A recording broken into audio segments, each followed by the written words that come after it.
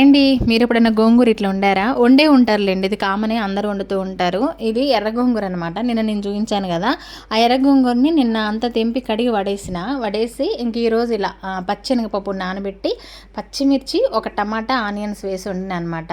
నిజంగా ఎంత బాగుంటుందో.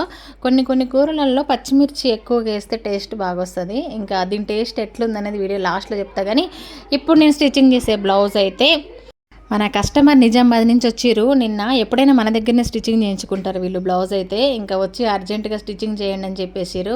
ఇక్కడ వాళ్ళ రిలేటివ్స్ ఉన్నారు కాబట్టి వచ్చిర్రు. ఇంకా వాళ్ళ బ్లౌజ్ అయితే కంప్లీట్ అయిపోయింది. వాళ్ళొక పిక్ ఇచ్చిర్రు, దాన్ని బట్టి ఇలా స్టిచ్చింగ్ చేయమంటే అలా అయితే సింపుల్ స్టిచ్చింగ్ బ్లౌజ్ పేరు వాళ్ళొక పిక్ ముందే పిల్లలకి బట్టి రాగానే వాళ్ళకి ఇష్టం అనమాట. ఇంకా నేను బ్లౌజ్ కంప్లీట్ అయిన తర్వాత తింటున్నాను అనమాట. ఏమంటే కామంట పచ్చిమిర్చి వేసి వండితే ఆకుకూరలలో కానీ ఇందులో అయినా టేస్ట్ కొంచెం డిఫరెంట్ గా వస్తుంది. చాలా బాగుంది నిజంగా. ఈ రోజు ఇంకెప్పుడైనా సరే నేను ఎక్కువగా అర్జెంట్ బ్లౌజ్ కుడతానికి ఇష్టపడతాను. ఎందుకు చెప్పాలా, అర్జెంట్ గా స్టిచ్చింగ్ ఇంకా పిల్లలతో మాట్లాడుకుంటూ ఇస్తారని లేట్ గా పర్లేదు 4 రోజులు బ్లౌజ్ చాలా ఉన్నాయి. నాకు ఎక్కువగా అర్జెంట్ బ్లౌజ్ స్టిచ్చింగ్ చేయడం అంటే ఇష్టం అనమాట. ఏమైనా కానీ ఎందుకంటే అందుకే నేను ఎక్కువ వీడియోస్ లో కూడా అమౌంట్ అయితే అర్జెంట్ బ్లౌజ్ ఇంకా లేట్ చేసే వాళ్ళు లేట్ ఎక్కువ తీసుకుంటారు.